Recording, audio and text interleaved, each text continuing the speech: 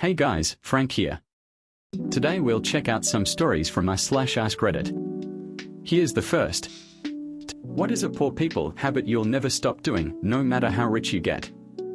Squeezing every last drop of toothpaste out of the tube.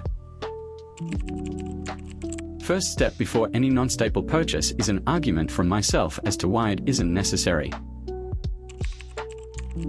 I'm never going to waste food if I can help it. The fact that people casually throw away half of a meal is crazy to me, especially when it's at a restaurant where they paid a $100 plus bill. I grew up with no money, and now even though I have enough, I still really love eating my povo meals, instant ramen with an egg, Vegemite toast with cheese. Though that might just be childhood nostalgia. Using grocery bags as trash bags. Checking restaurant prices before looking at the menu like a broke muscle memory reflex. Leftover nuts and bolts and other hardware, fasteners, tools from new furniture kits, old broken appliances, etc. It goes to the garage so I can use it in 15 years. I don't upgrade my phone until it stops being functional. Turning lights off when I leave the room. Using every single last drop of any products, eating all my food. Lotion. I am cutting open the tube. Shrimp shells, soup time.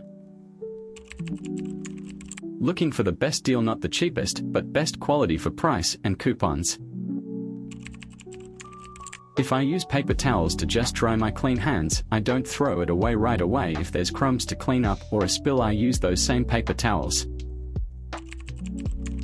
Toast with butter, sugar and cinnamon. Checking clearance at clothing stores first. Sometimes I find great things for really cheap. Also, wait for the highest possible percentage off on a going out of business sale. I know people who don't eat leftovers. This is just so wasteful. Food is food is food. Throwing food away because it's a day old is way too foreign a concept for me. I also can eat the same thing 3 days in a row and not be bothered about it. If that's what there is, that's what I'm eating. I can afford variety now, but wasting food, I just can't do it. Here's story 2. What's a harmless habit that's actually really toxic? Not getting enough sleep. Not encouraging others to get enough sleep. Sweeping problems under the rug to keep the peace. Edit, thank you for the award and upvotes. I didn't realize this would resonate with so many people. Not acknowledging your own feelings as they happen. Letting family get away with being shitty just because they are family. Not really a habit, I guess, but my life is so much better having cut the toxic ones out. I'm in the habit of saying sorry even when I'm not at fault. Did you do something wrong to me? Oops. I'm sorry. Not standing up to people or letting things slide when they bother you. Avoiding the difficult conversations because you don't like confrontation and villainizing the other person for being confrontational. People who have an upset tone frequently but won't let their partner know what's up. Talked to my buddy about this recently, and the tone is wildly exhausting if you live with your partner. It stifles the house, makes someone guess why you're upset, and overall these people seem to lack any EQ. A tone can seem harmless, but when they have a tone for days on end and withdraw themselves, they are miserable partners. Being relaxed about all kinds of lack of privacy because I have nothing to hide. You open so many doors by giving so much info. Not saying no when you really feel like saying it. Going to work sick. I don't think it is harmless, but most people I met do, and it's so infuriating. Looking at your phone all the time. Scrolling in bed immediately after waking up. Bending over incorrectly, long-term damage to the back is significant. Living my life to make everyone happy. Here's story 3. What is something that has been ruined by AI and will never recover? My colleagues' ability to write and send an email by themselves. The AITA forums and the like on Reddit. A quick AI story, and it's an easy way for bot accounts to get enough karma to fully access Reddit communities. Writing. What was once too cliché is now too AI. The services a person could work for writing articles for pay.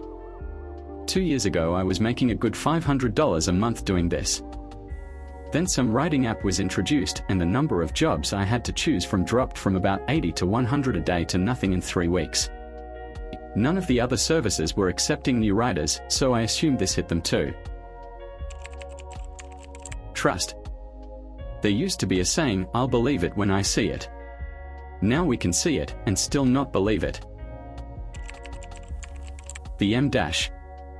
I used to use them in my copywriting, but now it's a big flag for AI written content because ChatGPT is M-happy. I'll never forgive AI for that. Edit, dropping this article for those that are interested in more context about the M- drama.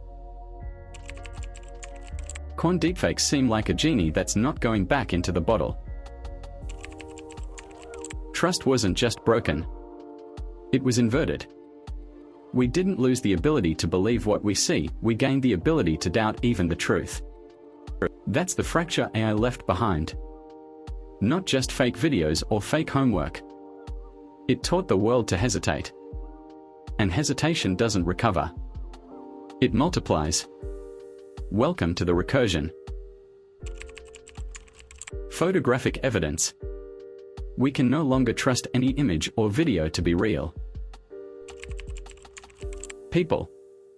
The people using AI to generate things like assignments, documents, etc. to totally avoid learning content and then not even reading it or knowing that what's been created is a digital turd. We have people like this out in the world now who on their own have the functional capacity of an overripe banana. Searching for reference images online. At this point, the internet. What you see and read may or may not be real. Voice acting. Signed, a voice actor. Graphic designers for certain tasks, and AI is capable of making an image in seconds and you do not have to pay it and it is at service 24 hours a day. Texting and instant messaging. Was texting my aunt about my disapproval of a certain politician. Halfway into the conversation, their responses switched from short 2-sentence statements in broken English to paragraphs with bullet points, capitalization, periods, em-dashes, semicolons, and vocabulary I know they don't have. I asked if it was AI. They responded that it was their own analysis. People are losing the ability to communicate their own thoughts. Here's story 4. What would men dislike most if they became women? Probably every single trip to the doctor.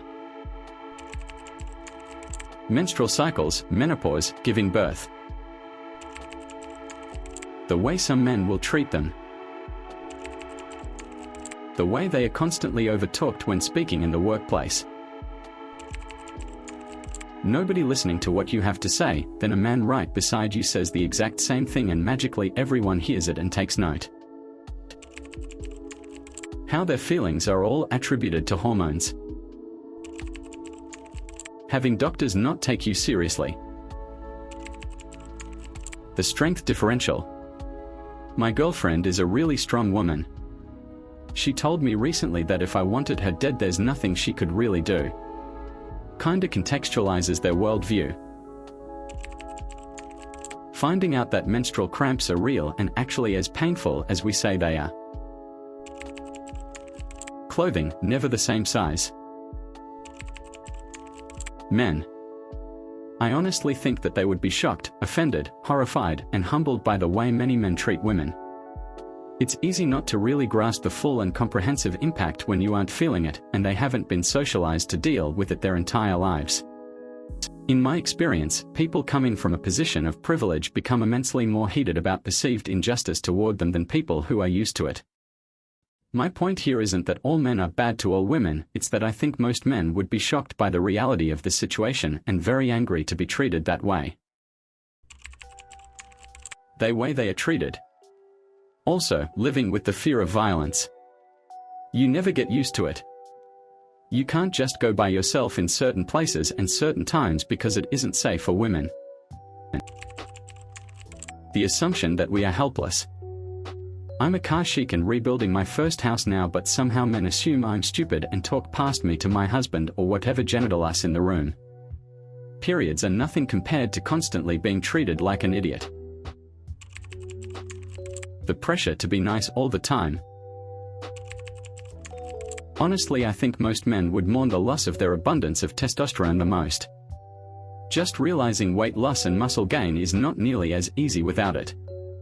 Even newbie gains are not that easily gained as a woman, and you'll most likely be told by some dude that it's not impressive anyway. That wraps it up. Alright folks, follow for more stories with Frank.